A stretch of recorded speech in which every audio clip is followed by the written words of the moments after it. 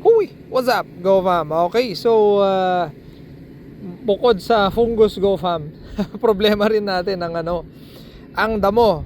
Okay, so ang hawak natin ngayon ay Pi Zero by FMC. FMC, baka naman. Walang sponsor dito, GoFam, ha.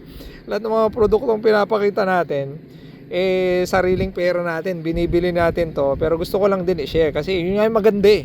Walang pilitan, 'di ba? Walang pilitan. Okay, so expert to, GoFam, sa mga grasses. Nakalagay naman diyan eh. Ayan, grasses. Okay, minsan ito ang problema. Kahit gaano kaganda to, GoFam, okay, kung hindi tama yung timing mo, hindi tama yung formulation mo or yung method mo ng pag-spray, useless din.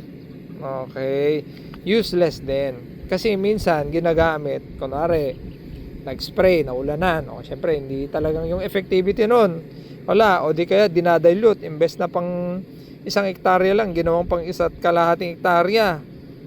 Wala na naman yun, sablay na naman yun, kasi nga mahal talaga tong mga to, GoFam. Ito ang bili ko dito, parang mga nasa almost 1.9 ata to eh, 1.850, 1.9, basta mga ganun yung range nito, GoFam. Nakalimutan ko na. Syempre tayo naman 1.9, pero effective to kung susundin mo yung recommended na application. Okay, tapos kung gagamitin mo to sa mga 40 days, mahirapan na rin kasi nga yan ang timing niya. Ako 20 days pwede, 25 days give and take, Pinoy tayo eh. Pero 20 days, ayan, 20 days, GoFam. Tapos ayan 100 ml dapat. Okay, 100 ml sa 16 liters, hindi 18 liters, hindi 19 liters, hindi 20 liters. 16 liters kasi nadadilute siya, GoFam. Humihina. Okay.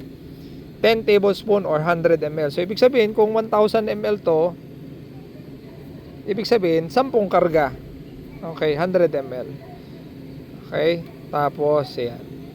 So hindi siya pwede, hindi rin to pinapatay ng mga, hindi niya rin pinapatay yung mga broadleaves or mga sedges. Okay, kasi nakalagay lang diyan grasses lang. Grasses. Okay. Okay, goods na ba tayo, GoFam? 'Di ba? So, ang alam ko yung Tres Cantos sedges yun, GoFam. So, hindi niya yun papatayin. Kasi minsan, 'di ba, parang na-try ko na 'yan. 'Di ba? Or broadleaf. Hindi niya 'yan papatayin, 'di ba? Ang hina, napakahina 'yan. Napakamahal pa man din. Okay? So, ayun, nakalagay, the control of grasses. Ayun, GoFam. Grasses. Okay?